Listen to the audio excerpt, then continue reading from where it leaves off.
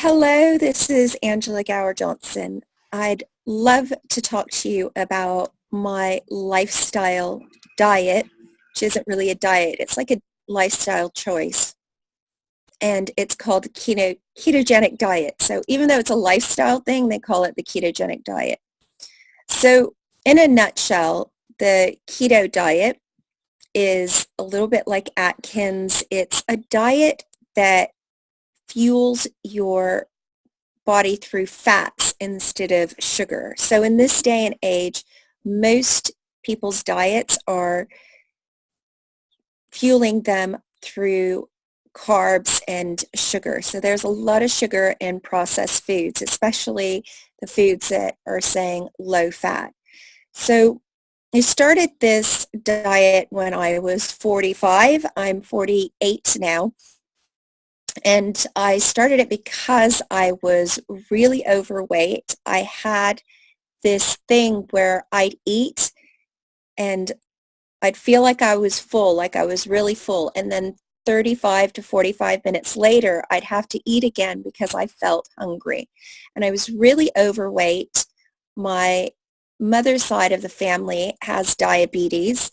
Everyone in her side has diabetes. And I know that at my age of 45 then, and being really overweight and having diabetes in my family was a precursor to getting diabetes. And I knew that losing weight was a way to not get diabetes. So I researched about diabetes and different diets, and I started researching nutrition.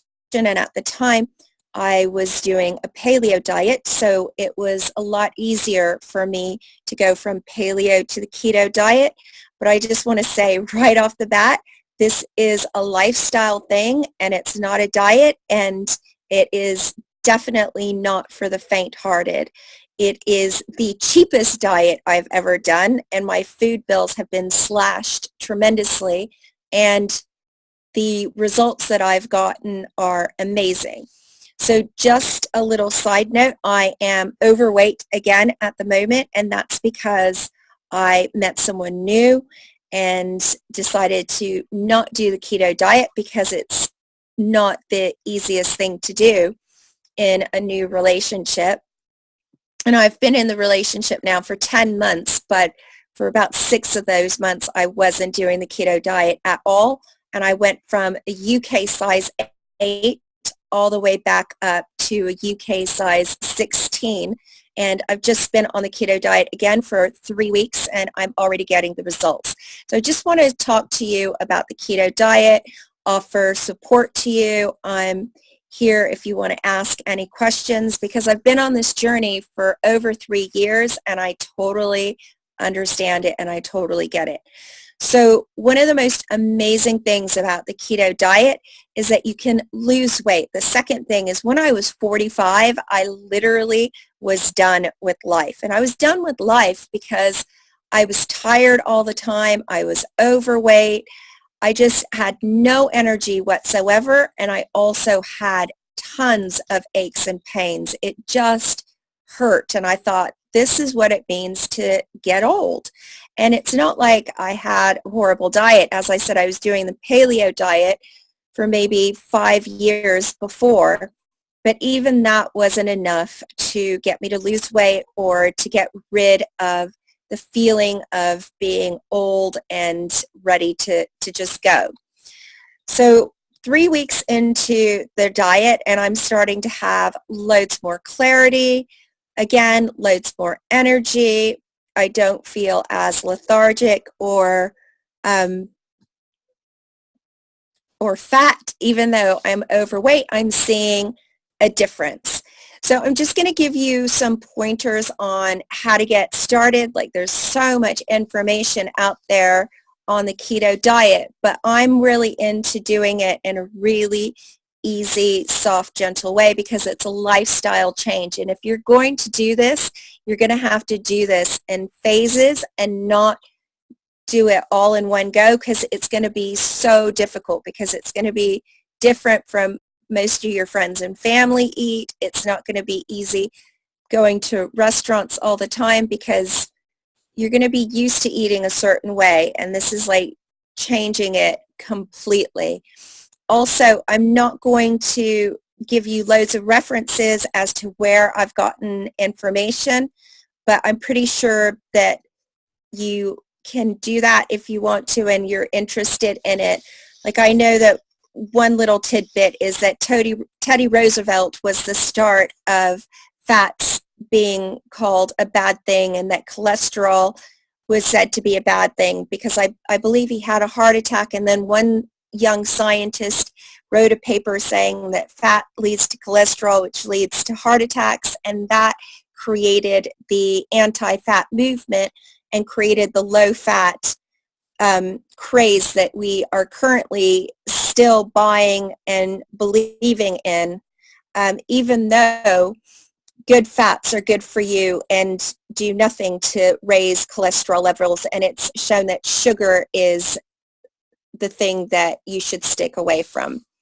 So in a nutshell, the ketogenic diet is eating lots of leafy green vegetables, healthy fats, and meat. So you can have meat, fats, and green leafy vegetables, and most vegetables apart from root vegetables. You can have some onions and garlic in small amounts, but things like potatoes, sweet potatoes, carrots, beetroot, turnips, that sort of thing, you do not have at all because they are full of sugar.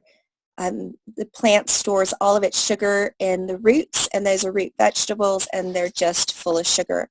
You also can have dairy, but you can't have milk because the lactose in milk is sugar again, and so you don't have milk. You can have like 1 to 2 teaspoons of milk a day in coffee or tea, but that would really be your minimum. You'd want to look at an alternative like cream, just fresh, lovely cream, and that has a lot less sugar in it.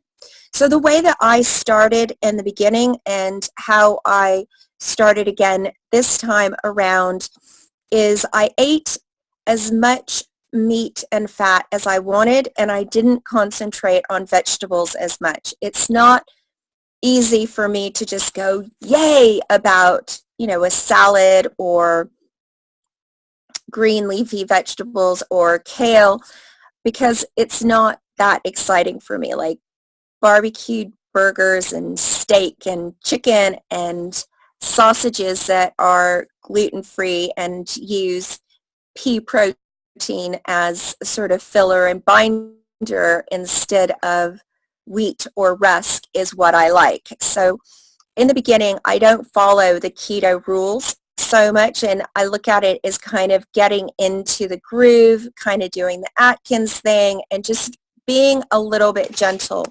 So in general, I wouldn't eat as much cream as I have been, but the whole idea is not at the moment about me losing weight. It's about retraining my body to start using fat for a fuel.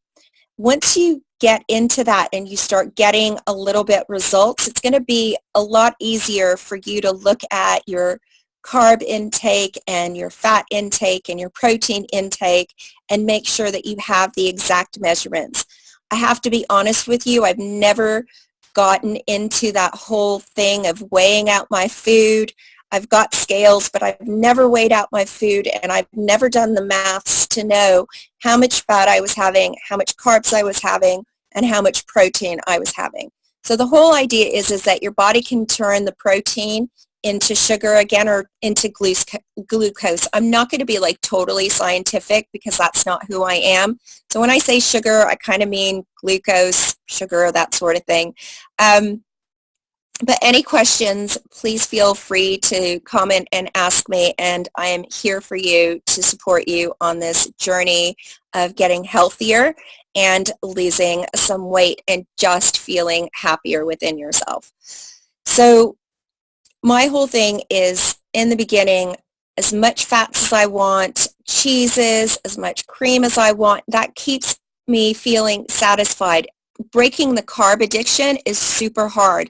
And it's hard because carbs fill you up. They are bulkers. They really build you up and make you feel full.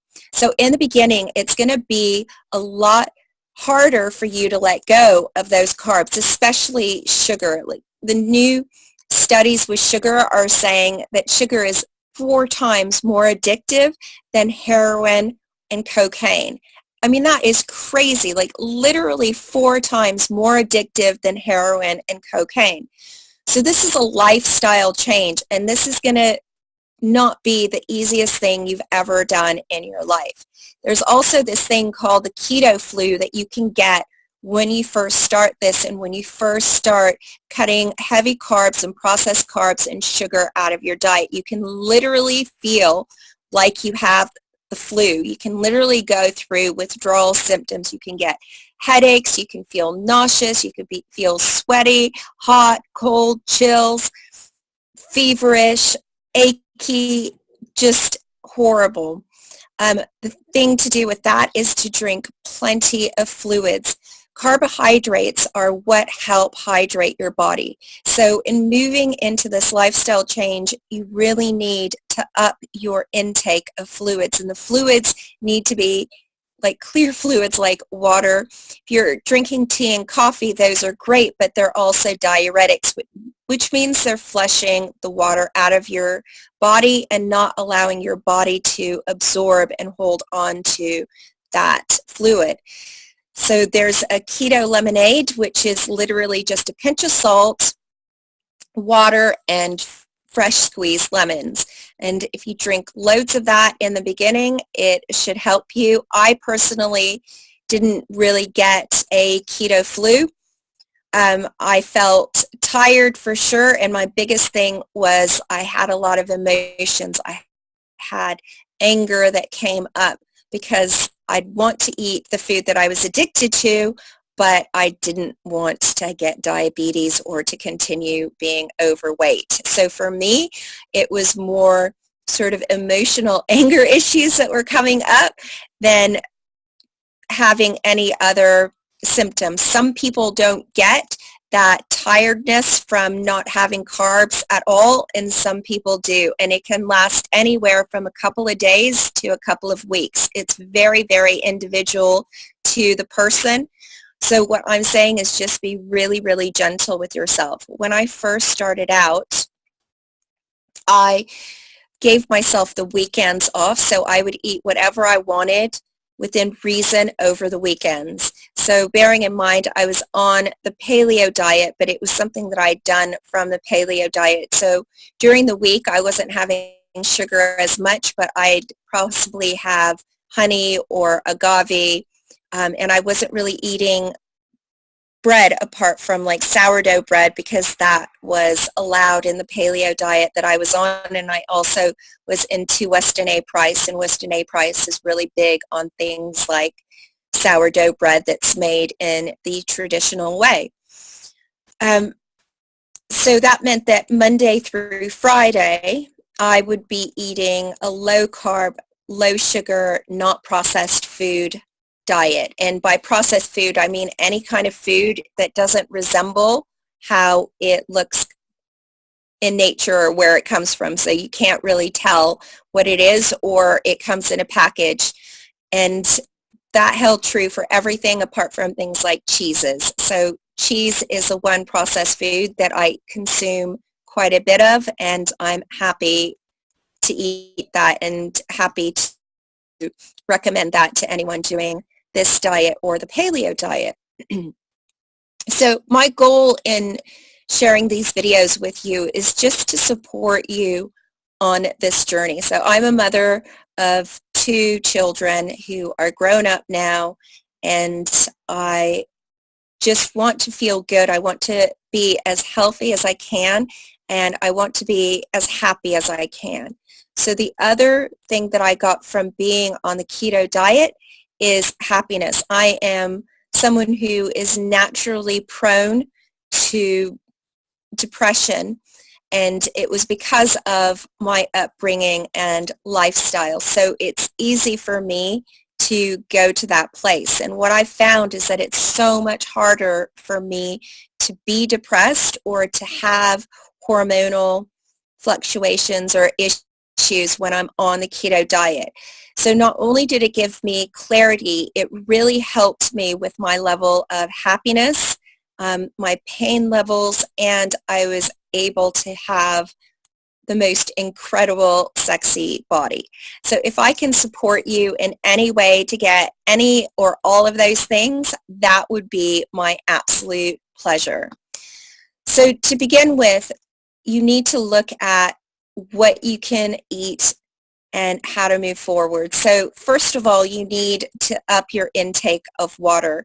You might need to research how much water you need. So I know that for me, when I was starting out, my minimum was 2.2 liters a day is what I needed to drink. And again, that's because you're cutting the carbs out, and carbs are what hydrate your body. They're the like hydration tools for your body, and you need to replace that with a lot of fluids.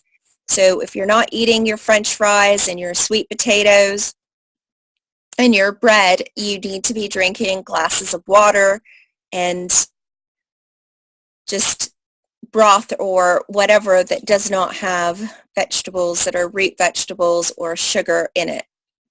So I'm really keen on water, and I'm really super keen on stevia and sweet drops. So I'll let you know as we move forward the sort of things that I'm eating and the tools and tricks that I use.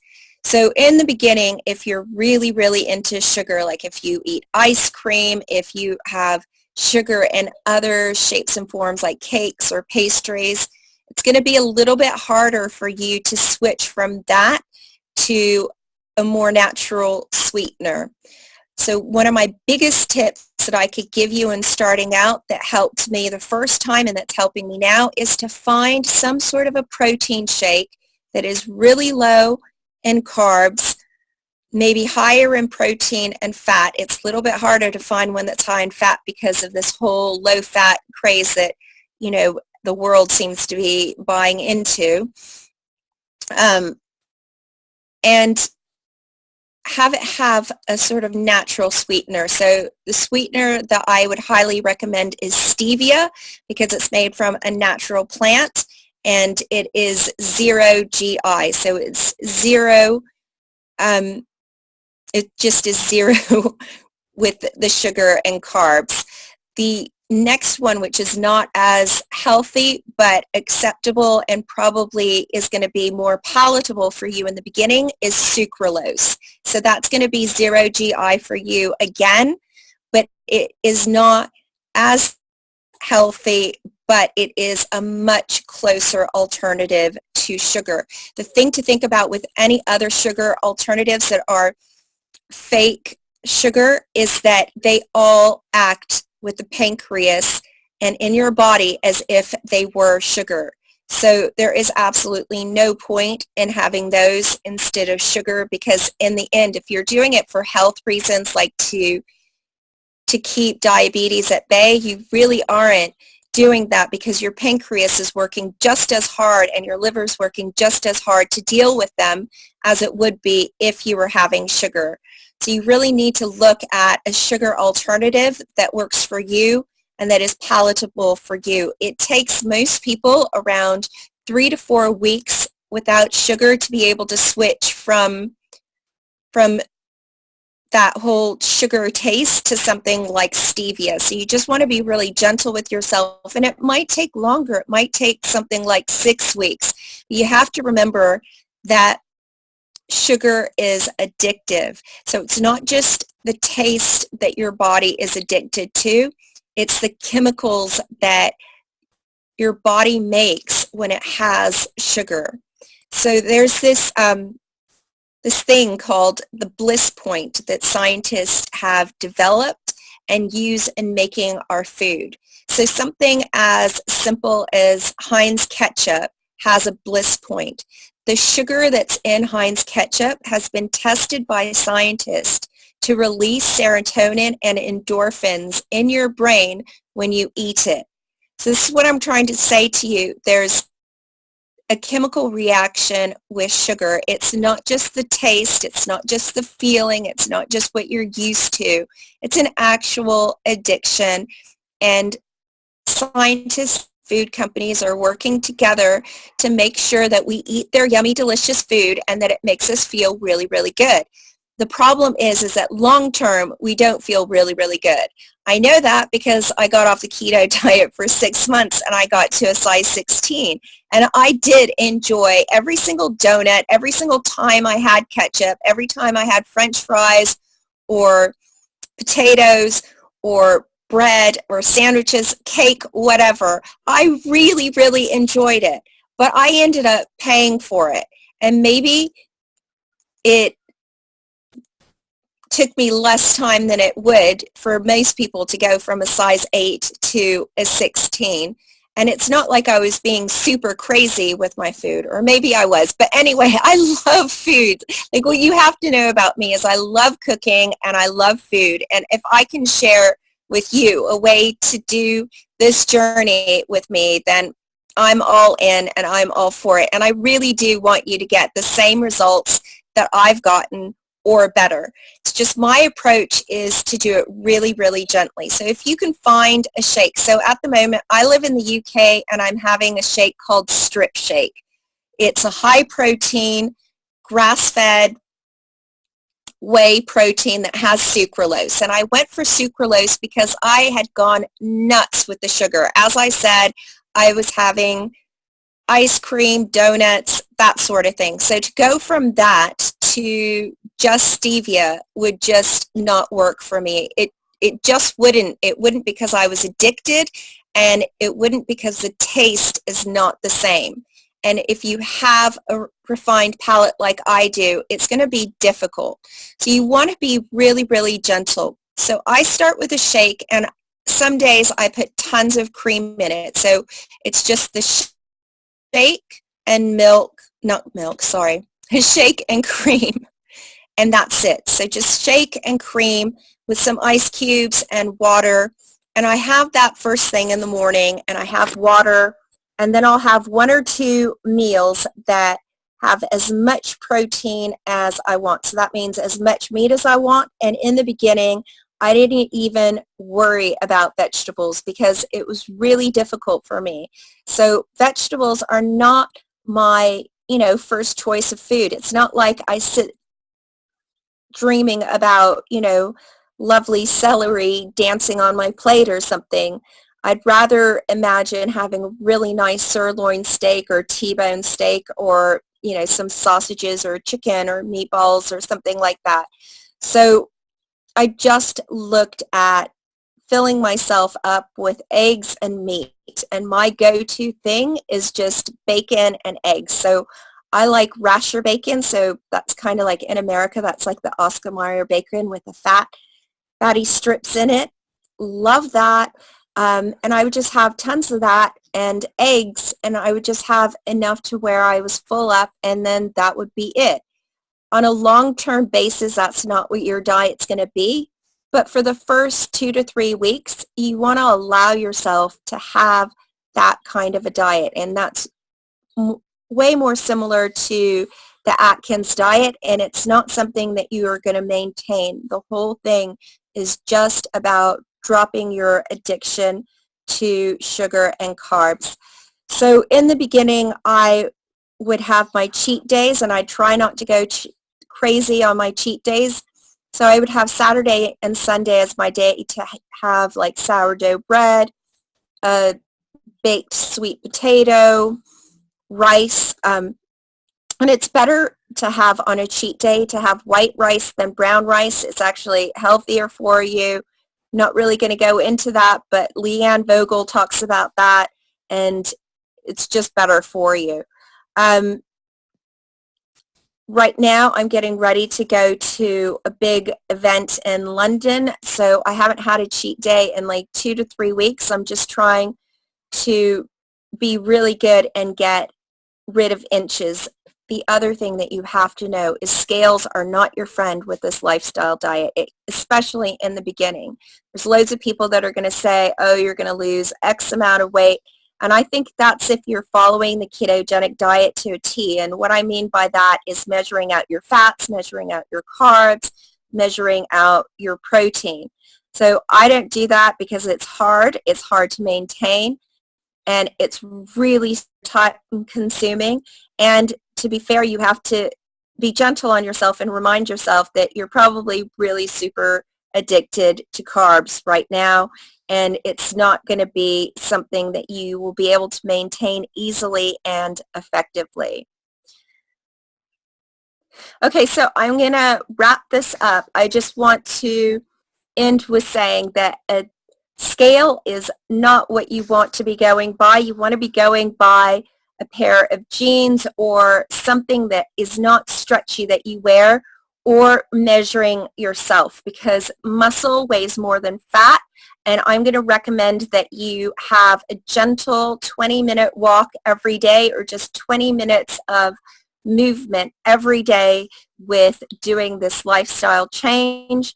And the fat is going to start going. If you are going to weigh yourself, please get a scale that has BMI on it so that you can see what's going on, but you're not going to get immediate results on the scale. In fact, it might look like you're putting weight on, but it's actually because muscle weighs more than fat. So I'm just going to wrap this up. Like I said, in future, I'm going to do videos on what it is that I eat exactly, how I maintain this lifestyle, and answer any questions that you have, because I'd love to have you on this journey with me. Thank you, and have an awesome and fantastic day.